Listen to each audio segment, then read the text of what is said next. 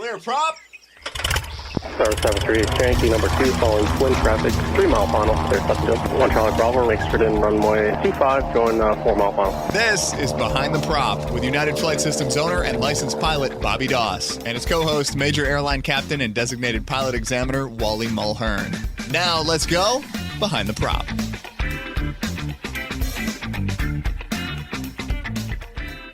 What's up, Wally? Hey, Bobby, how are you? I'm great. We have another special guest today. I think one that you wanted to join the show for many months, and we got in touch, and he was very responsive. We have Mike Busch on the show today from Savvy Aviation. Mike, thanks for joining us. Oh, you bet. Glad to do it. So, obviously, maintenance is a big part of my life. Wally being an airline captain and a designated pilot examiner, he deals with maintenance and logbooks on a daily basis as well. Mike, you've done a lot of things, from your podcast on the AOPA, Ask the AMPs, and obviously joining us today, and many, many things on the web that you have helped pilots, and not to mention your books. We're going to jump into a lot of topics today, but you have 4 books today. Manifesto, I believe, was your first book. Is that correct? Yes, that was my first book. Came out in 2014. And then Engines, and then Aircraft Ownership, Volume 1 and 2. Invaluable books for any aircraft owner, for sure, or flight school It owner. was originally supposed to be a series of 3 books, but when I got into doing the ownership book, it became clear after we outlined it that it was going to be 1,000 pages, and you can't practically do a 1,000-page paperback. It just doesn't work. No. So it wound up being a 2-volume set on the ownership book.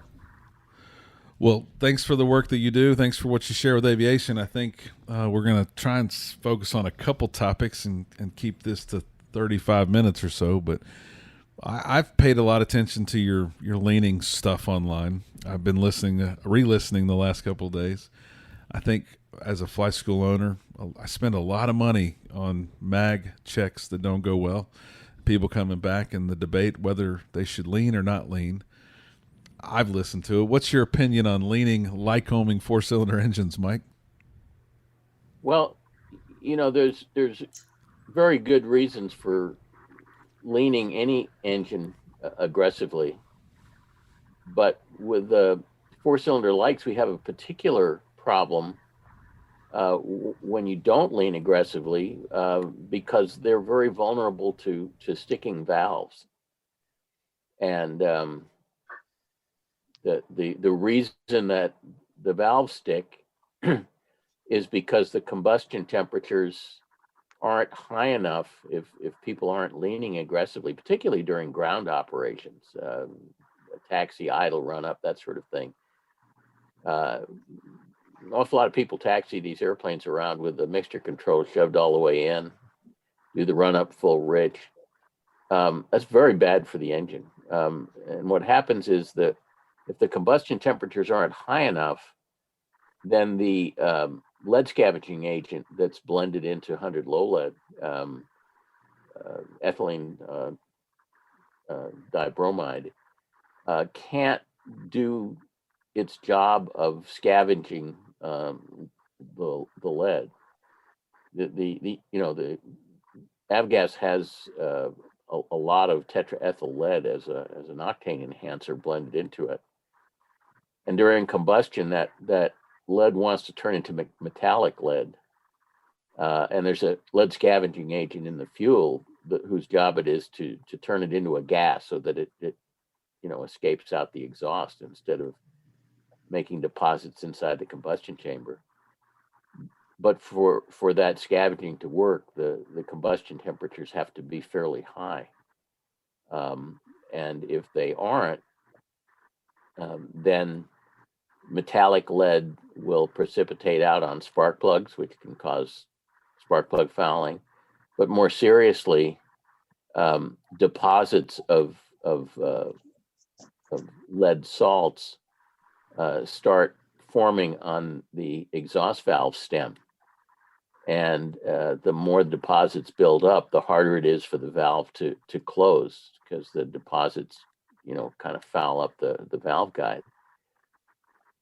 And so Lycomings are particularly vulnerable to valve sticking.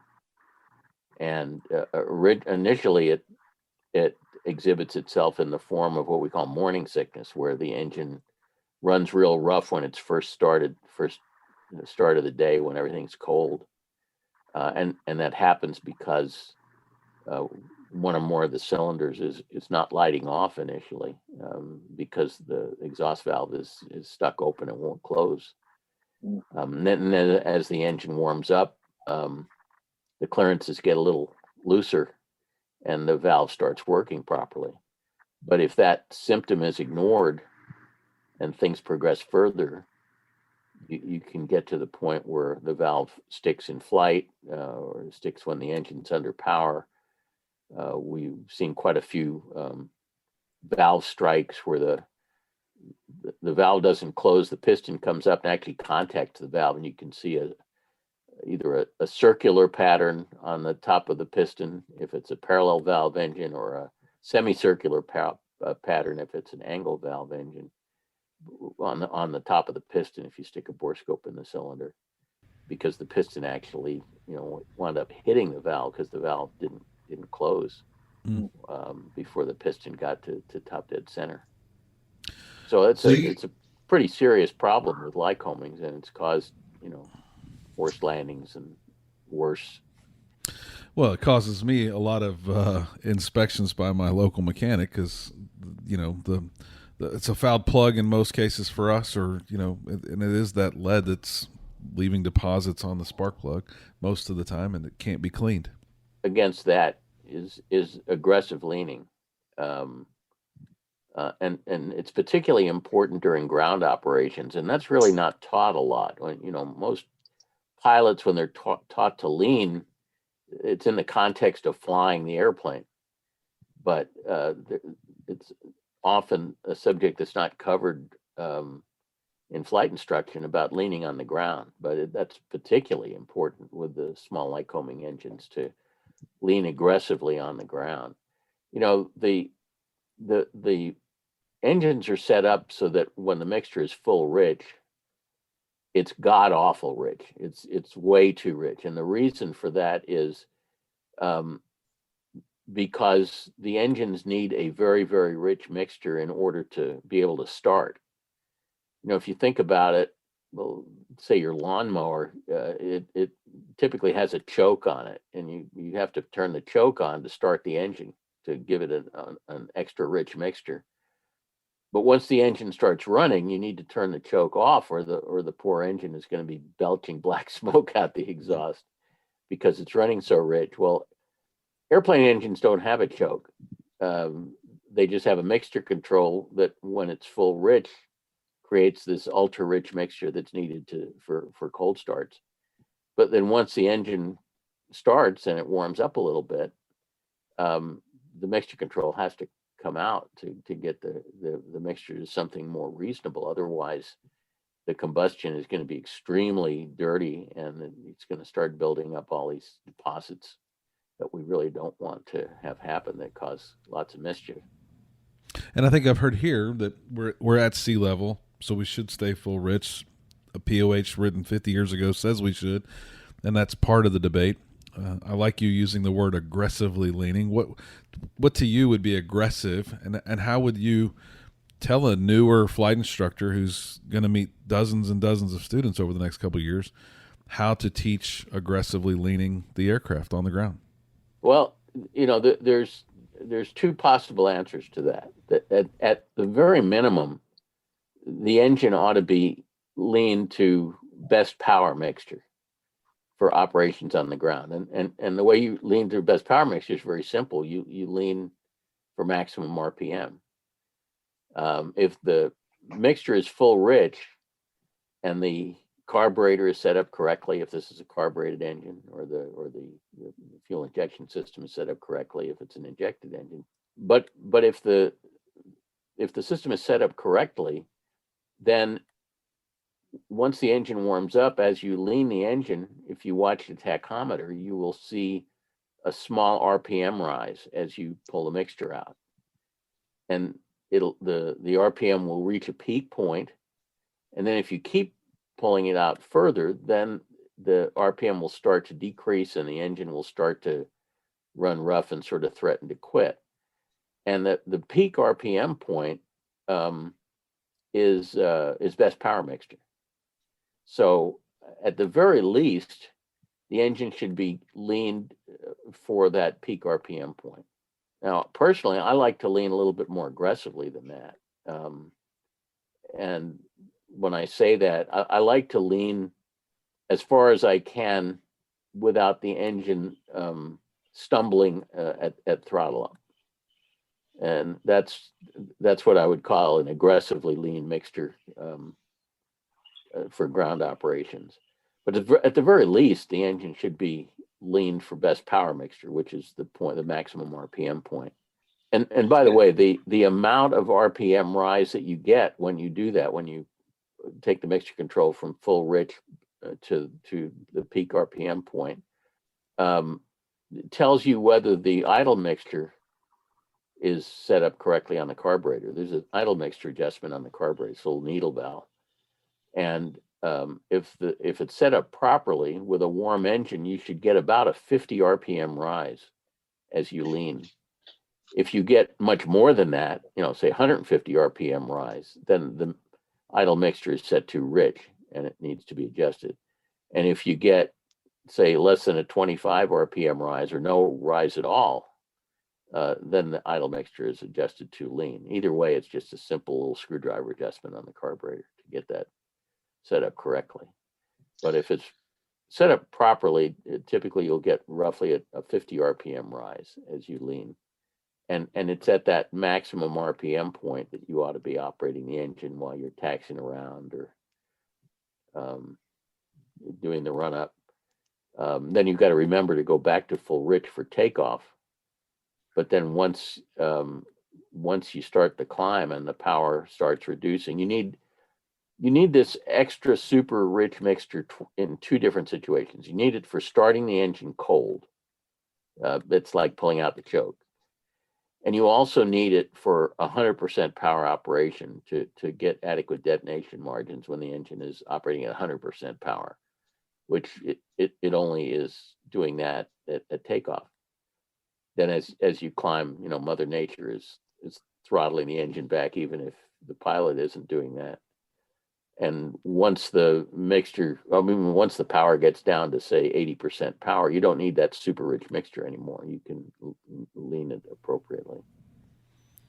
And so I think the debate has also been during run up. Every checklist says go full rich beforehand, but I do think that it makes a lot of sense after listening to your webinars multiple times on why to stay leaned during that run up, and just make sure you go full power. Embry-Riddle had a very interesting experience. This was back in, I guess, the late 90s, I think. I'd have to look up to see exactly when it was. But, Embry-Riddle runs the world's largest flight school in Florida, and they've got this huge number of airplanes on the line. And they had replaced all of their old 150s and 172s with new 172 Rs, I think, Rs or Ss, that had the injected 4-cylinder Lycoming engines. And they started having tons of problems with these engines, running rough and hard starting and all sorts of issues.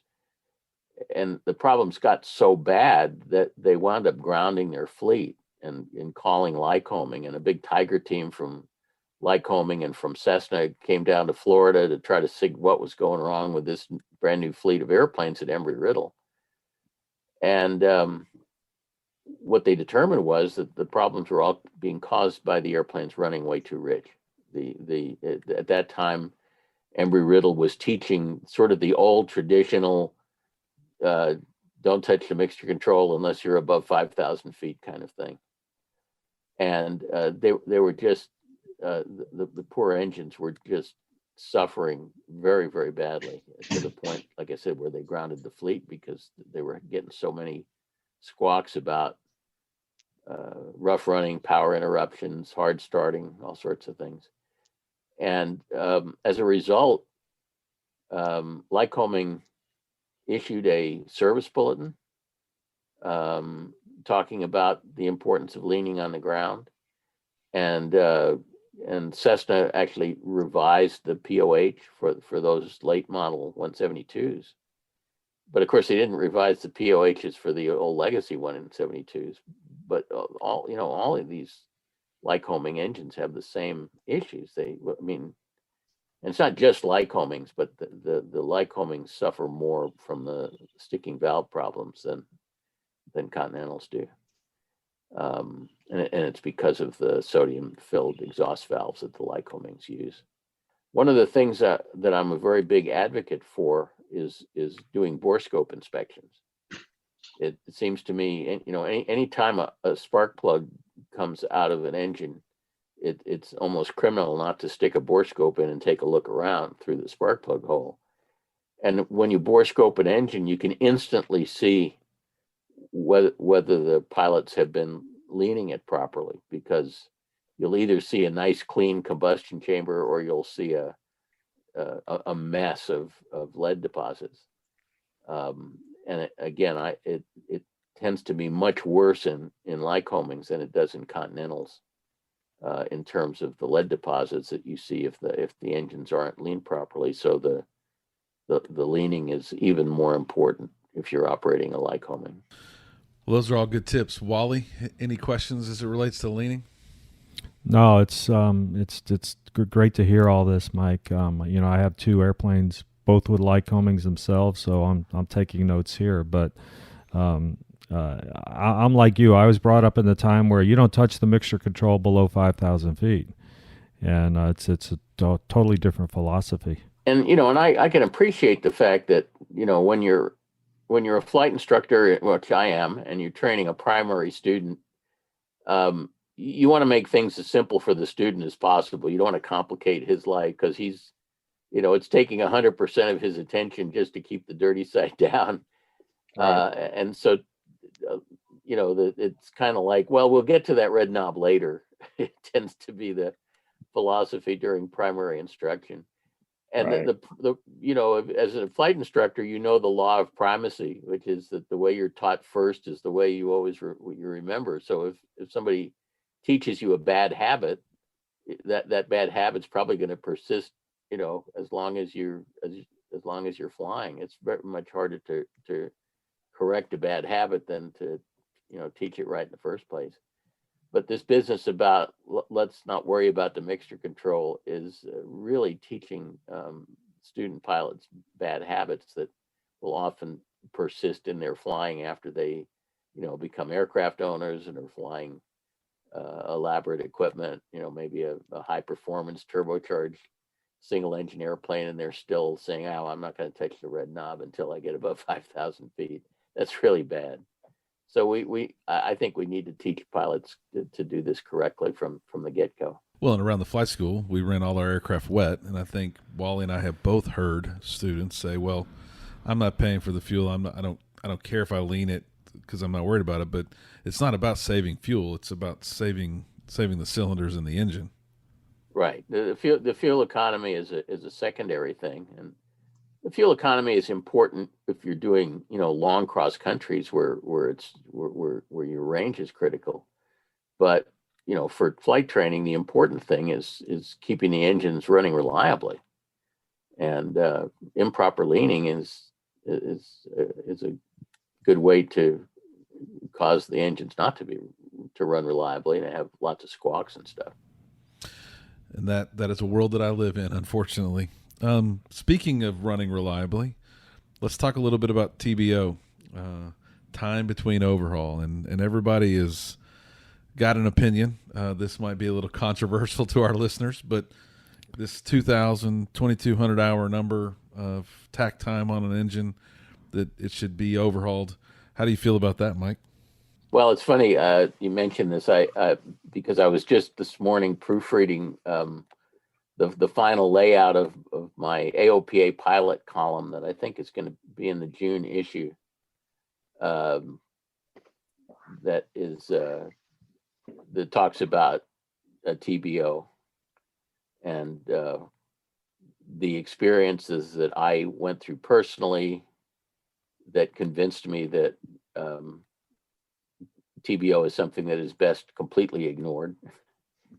TBO is a funny concept. The FAA requires engine manufacturers to publish a TBO for their engines, and then the FAA does not require operators to comply with the TBO. But an awful lot of aircraft owners and an awful lot of mechanics start getting nervous, as the takt time approaches that magic number. And, an incalculable number of perfectly healthy engines have been voluntarily euthanized just because the takt said, 1,500 hours or 2,000 hours or whatever the TBO number is. And that's really insane. I kind of learned about TBO personally. When I bought my current airplane, which is a Cessna Turbo 310, I bought it in 1987, and I bought it with 1,300 hours on the engines, and the engines were rated at a 1,400 hour TBO. And this was 1987. This was long before I was an A&P mechanic or anything. I was just an appliance operator back then. And so it didn't take me very long to get to 1,400 hour TBO. So I talked to a bunch of friends of mine who were veteran A&Ps. And I said, I'm at TBO. The engine seemed to be running fine. What do you recommend that I do? And the recommendation was unanimous. They said, well, as long as the engines are healthy, go ahead, keep flying them. So I did that. And then eventually I got to 500 hours past TBO. And I started getting nervous because I realized that I was like operating on borrowed time or something like that. So when I got to 500 hours over TBO, I just decided that's as far as I want to go with these engines. And so I pulled them and sent them to a very good engine shop in Southern California. And I called the owner of the shop and I said, I'm sending you these two TSI 0520 engines, and I'd like you to tear them down and measure them. But before you start putting them back together, I'd like you to give me a call, because I'd like to come down to the shop and survey the damage and see what these engines looked like at 500 hours over TBO. So a few weeks later, he called me and he said, okay, your engines are all in pieces on a couple of engine carts, and this would be a good time for you to come down and visit. So I did that. And he walked through the engines with me, and I was totally astonished by what I saw. And what I saw was the bottom ends of the engines were absolutely pristine. The crankshafts were perfect. The camshafts were perfect. The bearings looked like they had hardly any wear on them. The cylinders were all within 1,000th of an inch of new limits in all dimensions. The valve guides were kind of out of tolerance. There were some, basically the valve guides being out of tolerance was the only thing that we found that really needed anything. So we put the engines back together, had them put the engines back together with all of the same cylinders. We just revalved the cylinders. And of course, new bearings and stuff, because the engine was all apart. And sent them back to me with a nice big invoice. And I vowed to myself, self, you are never going to tear down a perfectly healthy engine again. That's it. I'm going to fly these engines until they start talking to me. So I flew those overhauled engines until they reached TBO again, 1,400 hours since major overhaul, and they were doing just great. And I kept flying them, and I got to twice TBO, 2,800 hours since major overhaul, and they were still doing great. And so I kept flying them, and I flew them until they got to 3,300 hours since major overhaul. And keep in mind that when the engines were overhauled, the same cylinders went back on. So the cylinders, by this time had like 5,000 hours on it. Wow. And at that point, I had a freak fatigue failure of one of the pistons in the right engine that caused the piston to shed about half of the piston skirt, which is the very, very bottom part of the piston below the scraper ring. It just fractured off and fell into the sump. It fought with the crankshaft on the way down, so it wound up getting into the sump as a whole bunch of marble-sized aluminum chunks. The engine continued to run just fine. I was at 11,000 feet flying over the Nevada desert. I was actually on my way to Oshkosh for AirVenture when this happened. The engine kept running fine. It was making power. It remarkably wasn't shaking or anything noticeably. After I saw what the piston looked like, I was astonished at that, because that piston must have been way out of balance when it shed that piece of skirt. And I actually considered, well, at any rate, I made a precautionary landing at North Las Vegas and continued my flight to Oshkosh on the airlines from out of Las Vegas. After we finally figured out what happened, that this piston, had this weird failure. I actually considered just cleaning all of the aluminum crap out of the sump and continue to run the engines, but I kind of decided, nah, this is probably time. It's 3,300 hours since major overhaul, 5,000 hours on most of the cylinders.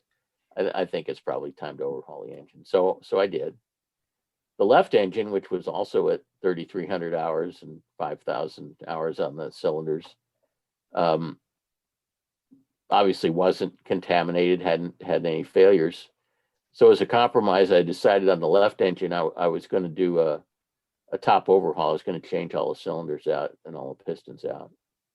Because the left engine was overhauled at the same time as the right engine. So it had 6 pistons out of the same batch of pistons as the one that had the failure. So I thought it would probably be a good idea to get rid of those pistons. And while the cylinders were off, I had the connecting rods rebushed and the connecting rod bearings changed, but the engine never came out of the airplane. The case has never been split. And that was 5 years ago, and that left engine is still doing just fine. So that was sort of my TBO experience. And then I had a good friend who bought one of the very early Cirruses, and that the Cirruses were powered by a Continental IO 550N engine, and when he got to 2,000 hours, we had a conversation, and I convinced him to keep on flying. And so it was kind of a long story. I won't go into it, but at any rate, he flew that engine to 3,500 hours, and then started seeing a little bit of material in the oil filter, which I had him send out to a lab for scanning electron microscopy, and it turned out to be identified as a bronze alloy that was bearing material. So I told him that, based on what was in his filter, one of his main or rod bearings was starting to come apart. So this was 3,500 hours on the engine. He decided to overhaul it, and he indeed found one half of the number one main bearing had started to shed some metal. Interestingly, the opposite half of that same bearing looked fine, and all the other bearings in the engine looked fine. But so that approach, I think, is the approach that I now recommend. That just fly the engine until it starts talking to you. If you do that, of course, you have an obligation to be listening. Yes. So it's really, really important to do oil filter inspections, to send out oil for spectrographic analysis, to do borescope inspections, all of the modern tools that we have for monitoring engine condition. But if you do that, I'm convinced that that the engine will tell you when it's time to take it apart. Yeah, and I think there's a religion around TBO, as I'm sure you're fully aware. And I think that we do every 50 hour an oil change on our aircraft, and I think we're definitely listening. And my mechanic does a really good job of taking care of us. I think we fly them, and when it gets to that 3,000 hour mark, everybody starts asking questions, and we just start listening harder, like you said. Yeah, I mean, I've seen the small 4-cylinder likes, particularly in flight school operations. I mean, if you're using them in a flight school where they're flying, every day, they're the poster children for going past TBO. They're just in optimum condition, because typically when engines start running into trouble, before TBO, it's because they've been sitting and because they've been allowed to corrode inside. I mean, the biggest problem that we have, particularly with Lycoming engines, is the cam and lifter coming apart, and that's because the engines aren't flying often enough. But in a flight school operation where you're flying the engines just about every day, I've seen the small cylinder likes in flight schools go to 4,000 or 5,000 hours before they had any problems, and often they'll go that far and never even have a cylinder off.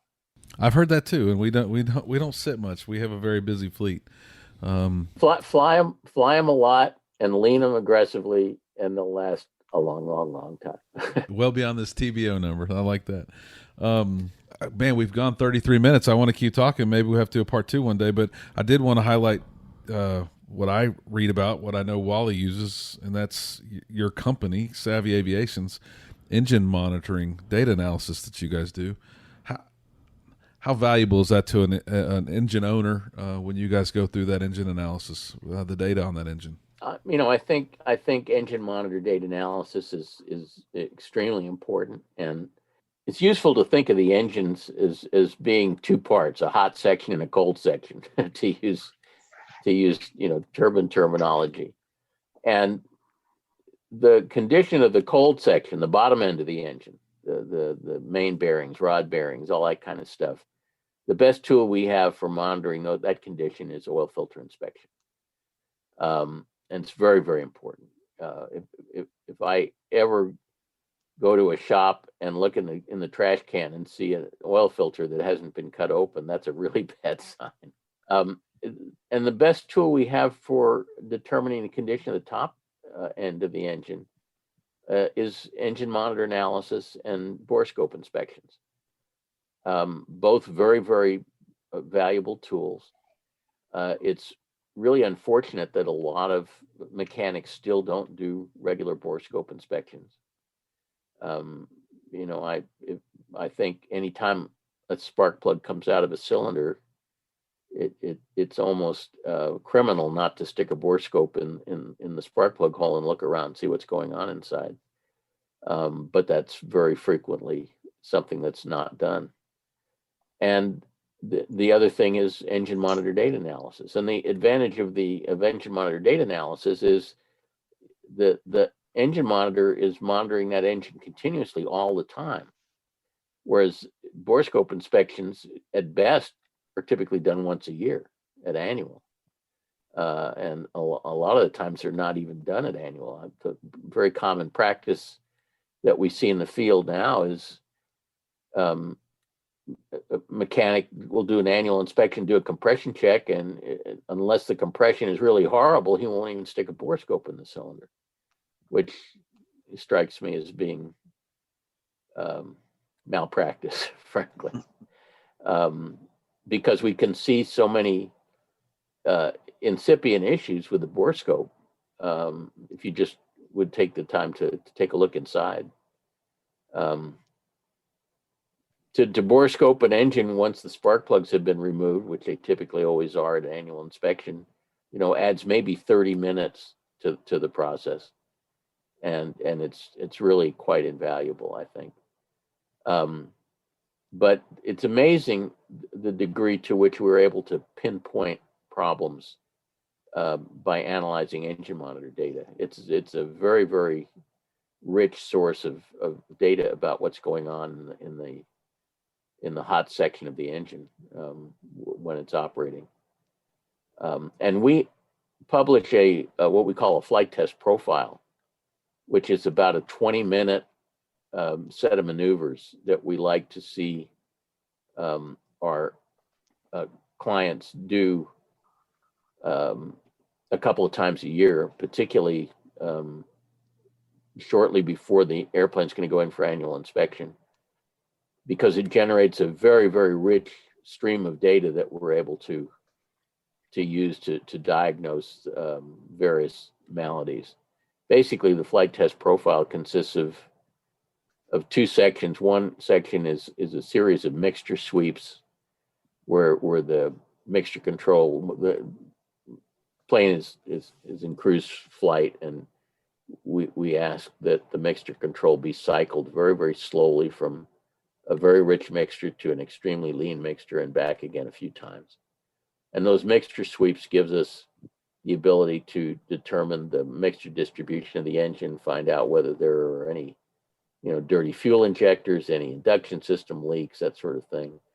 Then the other thing we ask people to do as part of the flight test profile is an in-flight mag check in cruise with a lean mixture, preferably a lean peak mixture, and to do the mag check very, very slowly. So you switch to one mag, you leave it there for 10 or 15 seconds, then you go back to both, then you go to the other mag for 10 or 15 seconds and back to both. That gives us enough sampling times to be able to really look at the condition of the ignition system. We can detect, marginal spark plugs, marginal ignition leads, mistimed mags. That way we can really get a very good view of what the ignition system is doing. So we publish that flight test profile on our website, and we ask our clients to go through that. It's something you can do on a regular cross-country flight. You don't have to do a special flight for it. Sure. But to just do a couple of mixture sweeps and do a couple of slow in-flight mag checks, all while the aircraft is in cruise configuration, and then submit that data to us, and we can really we can learn a tremendous amount about what's going on. And a lot of the modern engine monitors let us monitor a lot of stuff other than the engine. We can get a really good look at the electrical system and how the alternator and regulator is working. A lot of the engine monitors have air data inputs to them, have GPS coordinates being recorded, all sorts of stuff.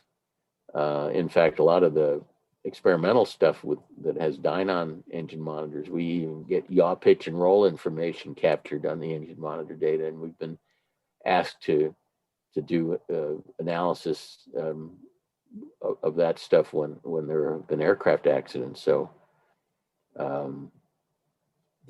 this is turning out to be a very, very powerful diagnostic tool. And Wally, I think you've used this service for that a couple times on your own aircraft, correct? Yeah, I do.